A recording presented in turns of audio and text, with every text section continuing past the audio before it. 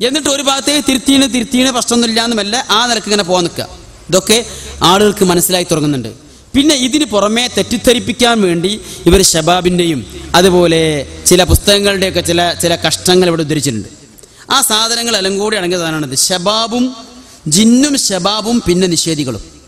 ഇത് സലഫി ടോൺ കാസർഗോഡ്, അത് കോഴിക്കോട് നിന്ന് ഇറങ്ങുന്നുണ്ട്, പിന്നെ തിരൂരിൽ നിന്ന് ഇറങ്ങുന്നുണ്ട്, പല സ്ഥലത്തു നിന്ന് ഇറങ്ങുന്നുണ്ട്. ഇതിൽ ഞാൻ അന്ന് പറഞ്ഞ പോലെ ഒരു 18ഓളം ആരോപണങ്ങളുണ്ട്. അതിലേറെയും ആർക്കും തർക്കമില്ലാത്ത വിഷയങ്ങളാണ്. വെറുതെ എണ്ണത്തേക്ക. ഞാൻ അന്ന് പറഞ്ഞല്ലോ, ഉസ്മാൻ ബിൻ അഫ്ഫാൻ റളിയല്ലാഹുവിനെ കൊലപ്പെടുത്തുവാൻ വേണ്ടി ശ്രമിച്ച അന്നത്തെ കലാപകാരികൾ ഉസ്മാൻ റളിയല്ലാഹുവിനെതിരെ ആരോപിച്ചത് 18 ആരോപണങ്ങളാണ്.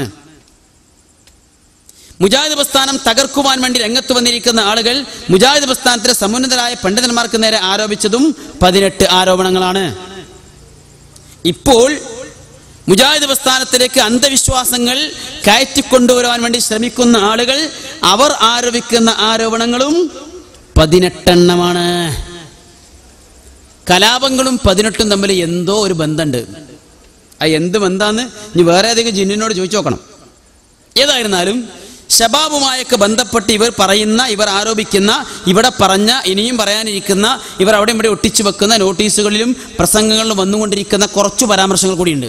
അതിനെക്കുറിച്ച് സംസാരിക്കുന്നതിന് മുമ്പ് ബഹുമാനായ ഇ.കെ. ബന്നൂർ നമ്മളോട് അല്പസമയം സംസാരിക്കും. അദ്ദേഹത്തെ അതിനായി ആദരവോടെ ക്ഷണിക്കുന്നു. 1999 ഒക്ടോബർ 2 കൊണ്ടോട്ടിയിലെ മീഡിയ അവയർനെസ് പ്രോഗ്രാം എന്ന പൊതുപരിപാടിയിൽ വെച്ച് വാമൊഴിയും വരമൊഴിയും എന്ന പങ്ക്തിയെക്കുറിച്ച് അബൂബക്കർ കാരക്കുന്ന് പരസ്യമായി വിമർശിച്ചു. പിന്നെ എനിക്ക് തോന്നി, ഷബാബിൽ ഞാൻ ഒരു ഭാരമായി തോന്നിയിട്ടുണ്ട് ഇവർക്ക് എന്ന് തോന്നി.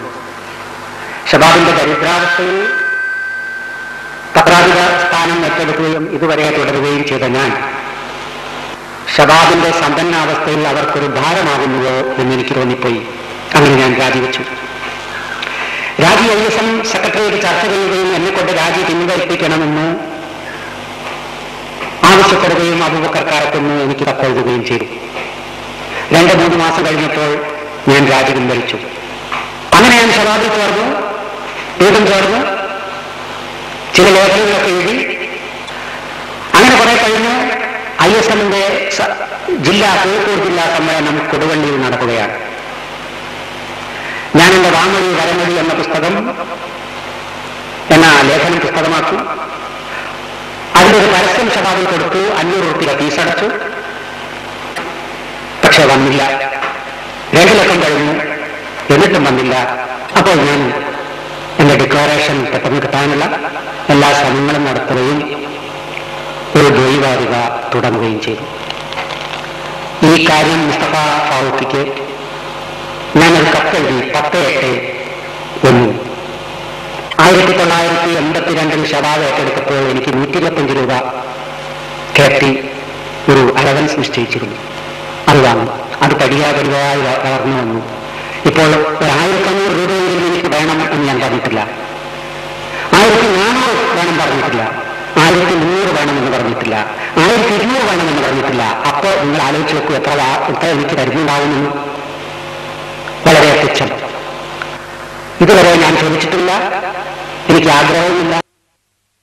ഇ.കെ. ബന്നൂർ സംസാരിച്ചതിന്റെ ചുരുക്കം 1981 മുതൽ 2001 വരെ ഷബാബിന്റെ എഡിറ്റർ അദ്ദേഹമായിരുന്നു. അതിന് അദ്ദേഹത്തിന് എത്ര ശമ്പളം കിട്ടി, ഇനി എത്ര കിട്ടാൻ ബാക്കിയുണ്ടെന്നുള്ള കണക്കുകളൊക്കെയാണ് ഇപ്പോൾ പറഞ്ഞുള്ളത്. പിന്നെ അദ്ദേഹത്തിൻ്റെ ചില പരമ്പരകളെ പുസ്തകമാക്കി ഇറക്കിയ വിഷയങ്ങൾ. സാധാരണഗതിയിൽ ഒരു പ്രസിദ്ധീകരണത്തിൽ ഒരു ലേഖനം പരമ്പരയായോ അല്ലാതെയോ വന്നാൽ അതിൻ്റെ അവകാശ പ്രസിദ്ധീകരണമാണ്. ആ പ്രസിദ്ധീകരണത്തിൽ വരുന്ന അത് സ്വന്തമായി പിന്നെടുത്തിട്ട് പ്രസിദ്ധീകരിക്കാൻ തന്നെ അതിൻ്റെ ഉടമയോട് ചോദിക്കുകയെങ്കിലും വേണം. അവൻ ചെയ്തില്ല, ചെയ്യാത്തുള്ള പ്രശ്നങ്ങളാണ്. ഇരിക്കടതല്ല വിഷയം. ഇദ്ദേഹം 20 വർഷത്തോളം ഷബാബിൻ്റെ എഡിറ്ററാണ്. ഇവർ ഈ നോട്ടീസിലൂടെയും പ്രസംഗത്തിലൂടെയും ഒക്കെ പ്രചരിപ്പിച്ചുകൊണ്ടിരിക്കുന്ന ചില കുപ്രചരണങ്ങളുണ്ടല്ലോ, അവയിൽ എന്തെങ്കിലും സത്യമുണ്ടെങ്കിൽ അതിൻ്റെ യഥാർത്ഥ ഉത്തരവാദി അന്നത്തെ എഡിറ്ററുമാണ്. ഒരു എഡിറ്ററെ ഏൽപ്പിക്കണം എന്തിനാ? ആ പ്രസിദ്ധീകരണത്തിൽ ആരാണോ അവരത് ഏൽപ്പിച്ചത് അവരുടെ ആദർശത്തിന്, അവരുടെ ആശയത്തിന്, അവരുടെ നയത്തിന് വിരുദ്ധമായത് വരാതിരിക്കാൻ. പ്രധാനമായിട്ട് പറഞ്ഞതാ, എഡിറ്റർ എന്ന് പറഞ്ഞാൽ ലേഖനം കിട്ടിയാൽ അയാളുടെ കത്രിക വെട്ടാനുള്ളത് എവിടെ വെട്ടേണ്ടത്? എവിടെ വെട്ടേണ്ടത്? തിരുത്താൻ തന്നെയാണ്, വെട്ടാൻ തന്നെയാണ്. അപ്പോ അദ്ദേഹത്തെ വിശ്വസിച്ചേൽപ്പിച്ചു. അദ്ദേഹം ആ കാര്യം കൃത്യമായി നിർവഹിക്കുമെന്നാണ് മനസ്സിലാക്കിയിരുന്നത്. പക്ഷേ അദ്ദേഹത്തിന്റെ ശ്രദ്ധക്കുറവാണോന്നറിയില്ല, മനഃപൂർവ്വമാണോന്നറിയില്ല, മുജാഹിദ് പ്രസ്ഥാനത്തിന് പരിചയമില്ലാത്തെന്ന് തോന്നുന്ന ചില സംഗതികൾ അദ്ദേഹത്തിന്റെ കാലഘട്ടത്തിൽ ശബാബിൽ കടന്നുകൂടിയിട്ടുണ്ട്. അത് ശബാബിൽ വന്ന് അദ്ദേഹത്തിന് തിരുത്താൻ കഴിയില്ലെങ്കിലും അന്ന് ആ വന്നത് തെറ്റാണ് എന്ന് അദ്ദേഹത്തിന് ബോധ്യമുണ്ടെങ്കിൽ ഇന്ന് തിരുത്താൻ അദ്ദേഹത്തിന്റെ കയ്യിൽ ഒരു സാധനം ഉണ്ടല്ലോ. വിചിന്തനത്തിന്റെ ബാക്ക് സൈഡിൽ ശംസുദ്ദീന്റെ തിരുത്തിന്റെ മുമ്പ് ഇയാളുടെ തിരുത്തവരുണ്ട്. കാരണം അങ്ങനെ പലരും തിരുത്താൻ വേണ്ടി ആ കോള ഉപയോഗിക്കാൻ നോക്കിയിട്ടുണ്ടല്ലോ. ശബാബിൽ 20 വർഷത്തെ സേവനത്തിനിടയിൽ ജിന്നുമായി ബന്ധപ്പെട്ട് സിഹറുമായി ബന്ധപ്പെട്ട് വന്നിരിക്കുന്ന വിഷയങ്ങളിൽ ഇന്ന അബദ്ധങ്ങൾ പറ്റിയിട്ടുണ്ട്. അതുകൊണ്ട് ഞാനത് ആ ശബാബിൽ എനിക്ക് പോയി തിരുത്താൻ അവസരമില്ലാത്തതുകൊണ്ട് ഞാനത് ഇവിടെ തിരുത്തുന്നു എന്ന് പറഞ്ഞൂടെ? ഇല്ല, പറയില്ല. കാരണം എന്താ? ശബാബിൽ വന്നതാണോ നിങ്ങളുടെ ആദർശം? ഞാനിവിടെ കൃത്യമായി പറഞ്ഞല്ലോ, നിങ്ങൾ ശബാബ് ഉദ്ധരിക്കുമ്പോൾ എന്താണ് നിങ്ങളുടെ ലക്ഷ്യം? അതിൽ പറഞ്ഞതാണ് നിങ്ങളുടെ ആദർശം എന്ന് പറയാനാണോ?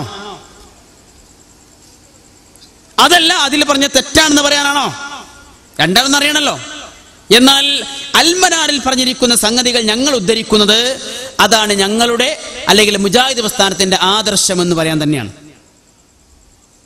മുജാഹിദ് പ്രസ്ഥാനത്തിന്റെ ആദർശം അതാണ് എന്ന് കൃത്യമായി തന്നെ പറയുന്നു. അത് പറയാൻ ഞങ്ങൾ അത് എടുത്തുദ്ധരിക്കുന്നത്. ഞങ്ങൾക്ക് അതിലൊരു മാറ്റവും വന്നിട്ടില്ല. എന്നാൽ അതിന് വിരുദ്ധമായി ശബാബിൽ എന്തെങ്കിലും പരാമർശങ്ങൾ വന്നിരിക്കുന്നുവെങ്കിൽ അത് ഔദ്യോഗികമായി ആര് ചൂണ്ടിക്കാണിച്ചാലും അത് തിരുത്താൻ നമുക്കൊരു പ്രയാസമില്ല. അബദ്ധങ്ങളെ ആദർശമാക്കി നമ്മൾ കൊണ്ടുനടക്കൂല.